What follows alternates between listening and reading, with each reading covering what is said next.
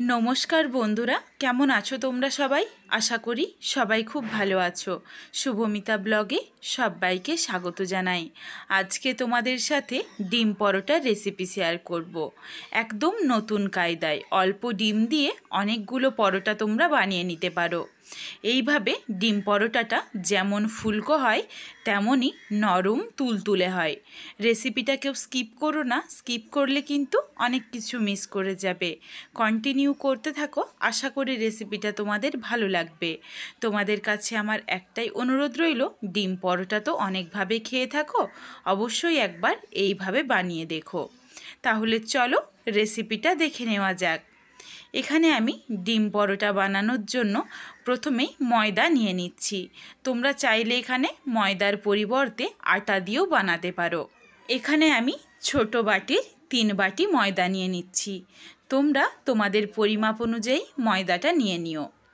3 বাটি ময়দার জন্য দিয়ে দিলাম স্বাদ অনুযায়ী লবণ, হাফ চামচ চিনি, আর এখানে আমি ছোট বাটির 3 বাটি ময়দার জন্য 3 চামচ পরিমাণে সাদা তেল দিয়ে দিচ্ছি, এটা ময়ানের জন্য। এরপর খুব ভালোভাবে শুকনো উপকরণগুলোকে মিশিয়ে নেব, যাতে তেলটা কোনোভাবেই দলা না থেকে যায়, তেলটা যাতে ভালোভাবে ময়দার সাথে মিশে যায়, তাহলে ময়ামটা খুব ভালোভাবে দেওয়া হবে। ভালোভাবে দেখো মিশিয়ে নিয়েছি। এরপর এটাকে অল্প অল্প করে জল দিয়ে শক্তভাবে ডোটা বানাতে হবে। খুব বেশি কিন্তু নরম করে ডোটা বানানো যাবে না। খুবই সহজ পদ্ধতি আর চটজলদি এই রেসিপিটা বানিয়ে নেওয়া যায়। একদমই নরম তুলতুলে ফুলকো হবে। বাচ্চা থেকে বড় সবাই যেমন পছন্দ করবে, এই রেসিপিটা তোমরা স্কুল টিফিন বা অফিস টিফিনেও কিন্তু বানিয়ে দিতে পারো। অল্প অল্প জল দিয়ে দেখো এখানে আমি একটা ডো বানিয়ে নিয়েছি। ডোটা একটু শক্ত করে বানিয়ে নিয়েছি। ভালোভাবে আবারও একটু দলে নিলাম। এরপর ডোটাকে ঢাকনা দিয়ে ঢেকে 10 মিনিটের জন্য রেস্টে রাখবো। এর থেকে বেশি রাখার আর দরকার নেই। এদিকে আমি ময়দাটাকে ঢেকে রেখে দিলাম। এরপর একটা বড় সাইজের থালা নিয়েছি। থালাটা কিন্তু অতি অবশ্যই বড়ই নিতে হবে, ছোট নিলে হবে না। দিয়ে দিলাম ধনেপাতা কুচি, কাঁচা লঙ্কা কুচি, আর বড় সাইজের একটা পেঁয়াজকে স্লাইস করে একদম মিহিভাবে কেটে নিয়েছি। পেঁয়াজটা দিয়ে দিয়েছি। কাঁচা লঙ্কাটা তোমরা ঝালের পরিমাপ অনুযায়ী দিও। স্বাদ অনুযায়ী লবণ দিয়েছি, আর দিয়ে দিলাম হাফ চামচ কাশ্মীরি রেড চিলি পাউডার, অল্প একটু হলুদের গুঁড়ো। কাশ্মীরি রেড চিলি পাউডারটা দিয়েছি আমি কালারের জন্য, তবে তোমরা নাও দিতে পারো। ভালোভাবে দেখো লবণটাকে পেঁয়াজ ধনেপাতার সাথে মেখে নিয়েছি, যাতে খেতে খুব ভালো হয়। এরপর এখানে আমি 3টে ডিম ফাটিয়ে দিয়ে দেব। তবে তোমরা চাইলে ডিমের পরিমাপ আরও বাড়িয়ে বা কমিয়েও নিতে পারো। এটা তোমরা চাইলে খুব অল্প ডিম দিয়েও বানাতে পারো, আবার অনেকে একটু ডিমটা বেশি পছন্দ করে, সেভাবেও বানাতে পারো। আমি 2 ধরনেরই তোমাদেরকে দেখিয়ে দেব। তোমাদের যেটাতে সুবিধে মনে হয় বা তোমরা যেটা পছন্দ করো তোমরা সেইভাবে বানিয়ে নিও। ডিমের গোলাটার কালারটা দেখো সুন্দর এসেছে কাশ্মীরি রেড চিলি পাউডারটা দেওয়ার জন্য। এরপর এইদিকে ময়দার ডোটা থেকে আমি ছোট্ট ছোট্ট করে লেচি কেটে নেব। ঠিক আমরা যেমন রুটি বানাই রুটির মতো করে লেচিগুলো বানিয়ে নিচ্ছি, আর হাতে করে একটু গোল করে নেব যাতে বেলতে সুবিধে হয়। প্রত্যেক কটা রেডি করে নিয়েছি। এরপর এগুলোকে আমি বেলে নেব ময়দা ছড়িয়ে। এখানে আমি দেখো একটা করে লেচি নিয়ে বেলে নিচ্ছি। তার জন্য প্রথমেই আগে ময়দা ছড়িয়ে লেচিগুলো দিয়ে গোল করে ঠিক রুটির মতো করেই বেলে নিতে হবে। খুব বেশি পাতলা করা যাবে না, আবার খুব বেশি যে মোটা করব সেটাও না। আমি ঠিক কেমনভাবে বেলছি তোমরা একটু দেখে নাও, তাহলেই তোমরা বুঝতে পারবে। একটু ময়দার পরিমাণটা বেশি দিয়ে বেলতে হবে, তার কারণ আমি একসাথে বেশি পরিমাণে বেলে রেখে দেব, নইলে একে অপরের গায়ে লেগে যাবে। ঠিক দেখো এইভাবে বেলে নিতে হবে। তবে সব থেকে সুবিধে হয় এই পরোটা বানানোর ক্ষেত্রে একটা করে বেলে তারপর ভেজে নেওয়া। এদিকে আমি দেখো একটু বেশি করে ময়দা দিয়ে দিয়ে পুরো রুটিটাই বানিয়ে নিয়েছি।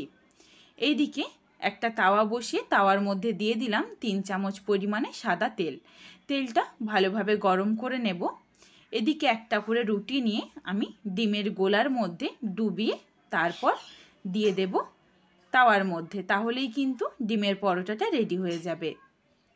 এই কাজটা কিন্তু খুব তাড়াতাড়ি করতে হবে, বেশিক্ষণ যাতে রুটিটা এই গোলার মধ্যে না থাকে। এই জন্যই তোমাদের বলেছিলাম তোমরা যতটা পারবে শক্তভাবেই রুটিটা বানানোর চেষ্টা করো, তাহলে কিন্তু রুটিটা তুলতে কোনো অসুবিধে হবে না। একটা পরোটা দিয়ে দিলাম তেলের মধ্যে, খুব বেশি যে তেল লাগে সেটাও না, আবার খুব কম তেলেও হবে না। 3 থেকে 4 চামচ করে কিন্তু তেল দিতে হবে। প্রত্যেক কটা পরোটাকেই মিডিয়াম ফ্লেমে রেখে ভেজে নিতে হবে। হাই ফ্লেমে কোনোভাবেই দেওয়া যাবে না, তাহলে পরোটাটা খুব সহজেই পুড়ে যাবে, পরোটাটা ভেতর অবধি কিন্তু ভাজা হবে না। সুন্দরভাবে দেখো ফুলে উঠেছে। একটা পরোটা আমি তোমাদের দেখিয়ে দিচ্ছি, এটা অল্প ডিম দিয়ে তোমরা বানিয়ে নিতে পারো। আরও একটা পরোটা তোমাদের আমি দেখিয়ে দিচ্ছি, যারা একটু ডিম বেশি খেতে পছন্দ করো তারা কিন্তু এটা বানাতে পারো। দুদিকটাই দেখো ডিমের গোলার মধ্যে চুবিয়ে দিয়ে দিলাম।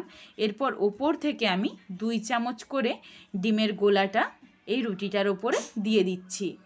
এই পিঠটাতে দিয়ে দিলাম, অপর পিঠটাও আমি উল্টে আবারও সেমভাবে তার ওপরেও 2 চামচ করে ডিমের গোলা দিয়ে দেব, তাহলে দুই দিকেই সুন্দরভাবে মোটা হয়ে ডিমটা লেগে থাকবে। অপর পিঠটা উল্টে নিচ্ছি দেখো। এরপর এই পিঠটাতেও দিয়ে দিলাম। প্রত্যেক কটা পরোটাই নরম তুলতুলে আর ফুলকো হবে। এভাবে বানানোর জন্য দেখো ডিমটা বেশ অনেকটা করে পরোটার গায়ে লেগে আছে। এই পরোটাটাকেও ভালোভাবে ভেজে আমি তুলে রাখবো।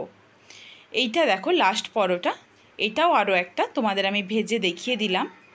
শুধুমাত্র ডিমের গোলাতে চুবিয়ে, এটার মধ্যে কোনো রকম ডিম আর ওপর থেকে দেওয়া নেই। কতটা সুন্দরভাবে দেখো দুই পিঠটা ফুলে উঠছে, প্রত্যেক কটা পরোটাই রেডি হয়ে গেছে। এটা খাওয়ার জন্য কোনো কিছুরই প্রয়োজন হয় না, শুধুমাত্র সস দিয়েই খাওয়া হয়ে যায়। তোমরা চাইলে এর সাথে স্যালাডটাও নিতে পারো। ডিম পরোটার এই রেসিপিটা তোমাদের কেমন লাগলো কমেন্ট করে জানাতে ভুলো না কিন্তু। রেসিপিটা যদি ভালো লাগে তাহলে লাইক করো, শেয়ার করে বন্ধুদের দেখার সুযোগ করে দিও। তোমরা যদি এই রকম নিত্য নতুন রেসিপি আরও পেতে চাও তাহলে অবশ্যই আমার চ্যানেলটিকে সাবস্ক্রাইব করে পাশে থাকা বেলটি অন করে অল নোটিফিকেশান অন করে দিও, যাতে আমার প্রত্যেকটা রেসিপির নোটিফিকেশান সবার প্রথমে তোমাদের কাছে পৌঁছে যায়। আবারও খুব শীঘ্রই হাজির হচ্ছি নতুন কোনো এক রেসিপি নিয়ে। পরবর্তী রেসিপি দেখার আমন্ত্রণ রইল। পুরো ভিডিওটা দেখার জন্য অনেক অনেক ধন্যবাদ। তাহলে আজকে আসি, সবাই ভালো থেকো, সুস্থ থেকো।